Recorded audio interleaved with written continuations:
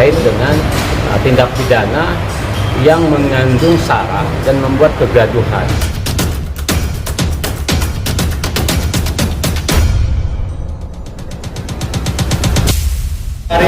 Ya teman-teman, jadi kita dari Asosiasi Lawyer Muslim Indonesia seperti biasa ingin menegakkan keadilan dan kebenaran di bumi ini. Maka tadi kami mencoba dari jam 10 pagi lah, kami datang ke Bareskrim bersama rekan-rekan kami dalam rangka menuntut keadilan. Karena hari ini kami melihat di masyarakat sudah beredar film Vina, di mana sebetulnya ada satu kasus diantaranya itu masih dalam proses penyidikan, bahkan belum sampai ke pengadilan, apalagi belum sampai ke putusan hukum berkekuatan hukum tetap.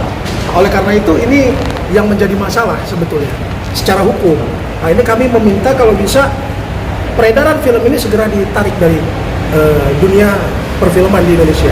Nah, hasil mengenai apa tadi konsultasi kami dengan Bareskrim akan disampaikan oleh Saudara Mualim. Oke, jadi hari ini kita udah konsultasi di penyidik Cyber Mabes Polri terkait dengan film Vina ini yang lagi viral. Kenapa kami dari Asosiasi Almi ini melaporkan itu? Karena kami anggap, kami juga membuat kegaduhan di dunia publik, baik itu di media sosial atau dan lain-lain, ya kan? Kenapa? Karena nanti viral film ini kemudian proses penyidikan sementara berjalan. Karena ada proses sementara berjalan di Polda Jawa Barat yang belum berkekuatan hukum tetap. Yang kami anggap bahwa jangan sampai gara-gara film ini kemudian itu ada penggiringan opini yang akhirnya bisa mempengaruhi teman-teman penyidik, ya kan, teman-teman kepolisian, bahkan sampai majelis hakim yang mulia ketika memutus perkara ini. Nah itu kenapa kita di undang-undang perfilman itu di pasal 31 ayat 1 itu dijelaskan bahwa pemerintah berhak mencabut, melarang pengedaran film itu jikalau mengandung kegaduhan. Yang kami anggap bahwa telah ada delik di sini, ada delik pidana yang kami anggap di undang-undang ITE itu juga terkait dengan pelarangan pemutaran film ini karena ada kegaduhan. Nah itu secara prinsip. Masih ada lagi pertanyaan selanjutnya? Dasar undang-undangnya Bang, boleh dijelaskan? Itu tadi di Undang-Undang Nomor 2 tahun 1892 itu pasal 31 itu bahwa ada termuat dalam laporan aduan kami yang sudah masuk di Mabes Polri, yang pada pokoknya pemerintah dapat menarik suatu film apabila dalam peredaran atau petunjuk dan atau penayangannya ternyata menimbulkan gangguan terhadap keamanan, ketertiban, ketentraman dan keselarasan hidup masyarakat. Jadi ini kita tafsirkan dari Almi, kami menafsirkan ini bahwa film ini telah membuat kegaduhan. Olehnya itu bukan cuma upaya ini akan kita lakukan, masih banyak upaya-upaya lain yang akan kita lakukan, termasuk somasi ke produser dan lain-lain. Itu kami akan lakukan karena kami anggap bahwa ini yang membuat kegaduhan hari ini. Nah gitu. Bisa diperjelas nggak Bang, kegaduhan apa aja yang bisa sampai? Silakan teman-teman media lihat bagaimana kondisi di sosial media, ya kan. Kemudian sebagai praktisi hukum pasti berpikir bahwa belum ada proses kekuatan hukum tetap di proses pengadilan itu, kemudian ditayangkan filmnya ini kan seandainya seperti film Cyanida itu tidak ada masalah, ya kan. Di Cyanida ini kan sudah ada putusan pengadilan yang berkekuatan hukum tetap kemudian difilmkan, akhirnya kronologi cerita itu ada. Lalu kemudian film ini masih ada si Peggy yang hari ini berproses di proses penyidikan, saya rasa kurang tepat untuk difilmkan dan ditayangkan. Tapi Bang, siapa yang dilaporin bilang kegaduhan itu, tapi kan melalui film ini terangkat lagi Bang, kayak kasus yang udah lalu itu. Kami secara prinsip mensupport penyidik untuk melakukan proses penyidikan dengan baik, ya kan. Yang kami takutkan adalah bahwa ada penggiringan opini, apalagi hari ini lagi rame kan, ramenya karena Peggy dengan keterangannya, dengan kesaksiannya yang yang mengaku bukan dia pelakunya dan seterusnya, jangan sampai ini mempengaruhi kondisi. Kenapa? Karena tidak termuat dalam film itu, gitu modelnya. Yang dilaporin siapa Bang? Jadi secara prinsip kami tidak melaporkan siapa-siapa dari sini. Kami hanya melaporkan produser film ini terkait penayangan film Vina itu. Berarti yang dilaporin produser. PH-nya atau produsernya pribadi? Coba aku tambahin gini. Saya tambahin sedikit. Silakan. Jadi begini. Memang hari ini agenda kita membuat laporan polisi ya ke Bareskrim terkait dengan sebuah film, produksi film yang mengangkat sebuah cerita terkait dengan pembunuhan almarhum Vina. Yang menurut kami film ini merupakan film yang kontroversi. Maka dari itu poinnya ada dua. Pertama, ada delik pidana, dalam hal ini Undang-Undang ITE pasal 28 ayat 2. Kemudian yang kedua, pasal 31 Undang-Undang Perfilman. Ada dua ranah yang bisa diambil oleh penegak hukum dan juga pemerintah. Terkait pasal 28 ayat 2 tentang ITE, kemudian junto pasal 45 huruf A terkait dengan tindak pidana yang mengandung sara dan membuat kegaduhan. Nah, ini poin yang menurut hemat kami setelah konsultasi ke kawan-kawan cyber, memang ada delik pidana di situ. Nah, kemudian yang ditanya, siapa yang dilakukan dan siapa yang melakukan. Nah, laporan ini barang tentu yang memproduksi film. Jadi pihak-pihak yang memproduksi sebuah film ini dapat dimintai klarifikasi untuk menjelaskan terkait dengan produksi yang dia buat. Siapa itu? Barang tentu terkait dengan produsernya, sutradaranya, dan seterusnya, supaya ini bisa diklarifikasi dan tidak membuat kegaduhan di publik. Kenapa kami mengatakan ini membuat kegaduhan? Karena proses hukum sedang berjalan. Beda halnya yang disampaikan rekan saya terkait dengan kasus cyanida, itu sudah ingkrah, maka dibikin sebuah cerita supaya tidak terjadi lagi hal-hal yang di kemudian hari. Tapi terkait dengan almarhum Vina, ini kasusnya belum final dan masih dalam proses penegakan hukum. Kalau ini dibingkai dan terus-menerus menjadi polemik di media ataupun polemik di publik, maka akan membuat narasi-narasi yang negatif sehingga menghambat proses penegakan hukum yang dilakukan oleh kawan-kawan penyidik dalam hal ini instansi kepolisian. Itu poin terkait dengan delik pidananya. Kemudian yang kedua, ini terkait dengan pasal 31 Undang-Undang Perfilman, yang mana pemerintah bisa melakukan tindakan hukumnya untuk menarik kembali peredaran film tersebut. Karena bagaimanapun juga film itu sudah diasumsikan membuat kegaduhan, sehingga memang tidak relevan kalau film itu sehingga dibiarkan. Maka penting dua lembaga ini, baik pemerintah maupun penegak hukum, untuk supaya mengklarifikasi para orang-orang yang memproduksi film tersebut. Nah, memang hari ini setelah kita konsultasi ke kawan-kawan cyber, perlu memang untuk dilakukan penghumasan. Karena bagaimanapun juga ada tahapan, salah satunya menyampaikan keberatan kepada lembaga sensor. Nah, itu akan kita lakukan setelah dari sini. Mungkin nanti besok atau lusa kita akan menyampaikan lembaga sensor untuk meminta pendapat dia. Sama halnya dengan undang-undang PES. Ketika teman-teman PES ada sesuatu yang dituduhkan, kemudian narasumbernya keberatan, maka tentu di jalur Dewan PES terdahulu untuk melihat apakah ada pelanggaran kode etik yang dilakukan. Sama halnya dengan perfilman. Jadi ada undang-undang perfilman dan ada lembaga sensor. Namun sedikit perdebatan bahwa film ini tidak disiarkan dalam TV, tapi disiarkan dalam movie bioskop. Maka ada penafsiran di sini, apakah lembaga penyiaran berwenang untuk melakukan tindakan hukum ketika film itu belum terbentuk dalam perfilman lewat televisi nasional, karena ini masih dalam bentuk bioskop movie.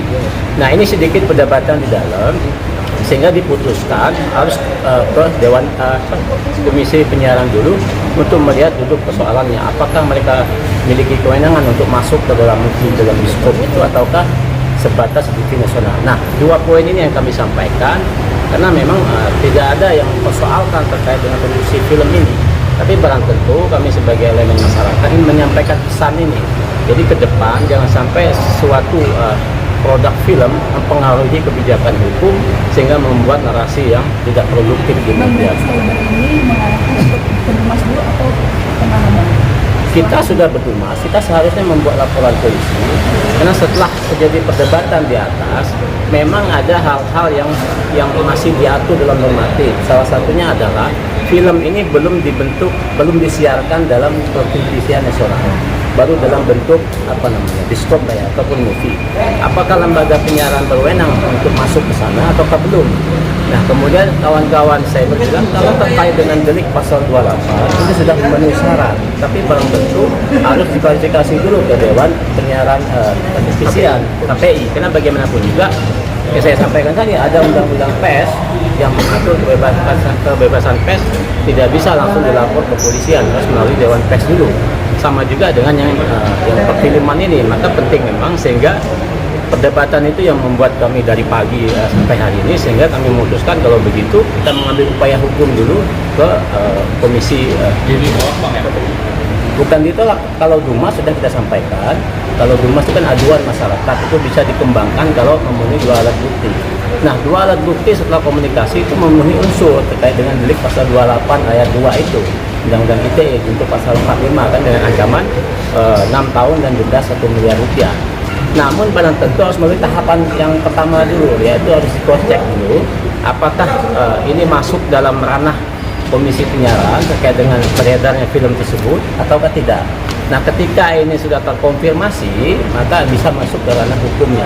Maka PR kami setelah dari sini pasti kami akan mengajukan keberatan ataupun laporan ke komisi penyiaran untuk memposisikan produksi film ini apakah sebagian dari ranah mereka yang dalam hal ini TV nasional karena belum disiarkan dalam TV nasional, ataukah film yang lewat bioskop ini sudah masuk dalam ranah mereka gitu. Bang, tapi lembaga sensor sendiri sudah meloloskan, artinya kan film ini layak untuk. Nah, ini yang perlu diklarifikasi, maka penting bagi kami untuk minta penjelasan ke mereka. Ketika mereka menjelaskan ini layak filmnya, tidak ada hal-hal yang dilanggar, dengan ada jawaban itu saja, maka kami punya kewenangan hukum, legal standing, dasar hukum untuk mengajukan laporan ke Barreskrim. Jadi hanya perlu saja, sama halnya dengan kawan-kawan Dewan Pers. Ketika Dewan Pers membuat rekomendasi, ternyata ini ada unsur pidananya, maka bisa direkomendasikan ke instansi kepolisian. Jadi memang ada hal itu yang harus dilakukan, karena ini baru isu baru ya menurut kami, memang harus ada yang dilalui tahapan seperti itu. Bang, terkait film ini kan ingin menunjukkan ini cerita kisah nyata dan meminta keadilan. Nah, ini gimana Bang menanggapi hal ini? Ya, dalam konteks itu kita sepakat, kita setuju dan kita dukung ada keadilan hukum, ada transparansi hukum demi kemanfaatan hukum bagi masyarakat berdasarkan teori hukum, itu kita setuju. Namun kan hukum itu dia merdeka ya. Penegak hukum merdeka, kemudian apalagi dunia kehakiman merdeka. Mereka melaksanakan tugas dan fungsinya tidak bisa diintervensi oleh pihak manapun, apapun dengan membuat sebuah narasi. Karena bagaimanapun juga kasus hukum ini kan masih berjalan, belum ingkrah. Tiba-tiba dibuat sebuah narasi seolah-olah ini ada hal yang di luar konteks penegakan hukum, sehingga membuat narasi yang di luar dari proses penegakan hukum, sehingga membuat hal ini menjadi gaduh di masyarakat. Ini yang mau kita hindarkan supaya tidak terjadi hal-hal yang lebih besar di kemudian hari. Nah, sama halnya juga dengan proses hukum yang berjalan, beda halnya kalau seandainya sudah ingkrah, sehingga tidak ada lagi upaya hukum, maka bebas orang untuk melakukan menafsirkan. Bang, Gitu ya. ini kan film sudah berjalan Ini beberapa kan lama ingin dan tahu juga siapa pelaku otak di balik pembunuhan Alfa. Ya, saya bilang itu sepakat ya, itu PR dari kawan-kawan penyidik ya untuk mengungkapkan siapa dagger terkait dengan kriminal yang dilakukan itu, siapa otak di situ. Ya, tapi kan lagi-lagi tidak bisa digiring opini publik seolah-olah ini merupakan suatu kesalahan yang dilimpahkan kepada instansi yang melakukan itu. Maka memang penting untuk diklarifikasi supaya penegakan hukum ini betul-betul dia tidak ada intervensi sama sekali. Bayangkan kalau ini dinarasikan sebegitu besar sehingga aparat penegak hukum merasa tertekan dan dia menangkap orang sembarangan. Kan banyak yang salah tangkap pengakuan dari para tersangka. Nah, kalau itu dilakukan sehingga teman-teman penyidik mungkin tanda kutip terkesan lambat untuk melakukan penegakan hukum, sehingga dengan ada intervensi publik kemudian mereka melakukan penegakan hukum secara sembarangan dan akhirnya ada kemampuan orang yang salah tangkap dan sebagainya, itu kan menjadi hal yang sangat tidak produktif ya, karena bagaimanapun juga kan dia harus betul-betul melakukan penegakan hukum sesuai dengan bukti dan fakta. Nah, kalau digiring seperti ini maka tentu tidak baik, sehingga menjadi hal yang tidak baik. Semua orang ditangkap untuk memenuhi hasrat asumsi publik, sehingga semua orang menjadikan tersangka. Ini kan tidak baik. Kalau itu diteruskan, ya bisa jadi semua orang akan menjadi korban gitu ya. berarti ada nomor Kita- rumasnya. Meeting benar. Kalau dulu Kami ada laporan ini. Nomor rumasnya? Ini tidak ada. ada stempel Stempel tanda terima. Anak.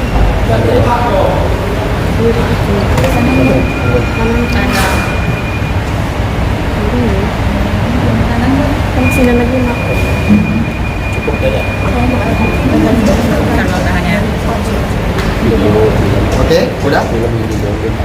Bang, Dan kalau untuk di alat bukti dan segala macam pasti Ya kalau alat bukti dia sudah diserahkan ya, jadi lupa untuk bukti karena dia bentuk flash disk. Film itu udah kita upload. Karena kan di film itu ada nama-nama tuh, nama-nama produser saudara ada segala macam yang memproduksi film kita sampaikan, halamannya juga. Terus screenshot film itu, screenshot yang bagian terkait dengan proses penegakan hukum aja yang kita sampaikan. Jadi bukti Adegannya yang mana elektronik. bang? Adegan konstruksi itu sudah kita jadikan hanya screenshot ya, tapi itu kan video full yang kita sampaikan itu bukti awal elektronik ya, tapi pada tentu nanti kalau ini sudah Intinya kita biarkanlah teman-teman penyidik bekerja atas aduan kita. Jadi memang secara normatif dalam kacamata perfilman, film ini sebuah karya seni yang menarik dan indah. Ya. Tetapi dalam kacamata hukum acara ini tidak diperkenankan karena masih ada proses penyidikan. Sehingga jangan sampai ada nanti pembuktian atau nanti doktrin dari luar yang belum sampai ke persidangan tiba-tiba ini diambil oleh penegak hukum untuk dijadikan senjata mengeluarkan putusan hukum nantinya. Nah, ini yang berbahaya. Itulah kira-kira teman-teman maksudnya.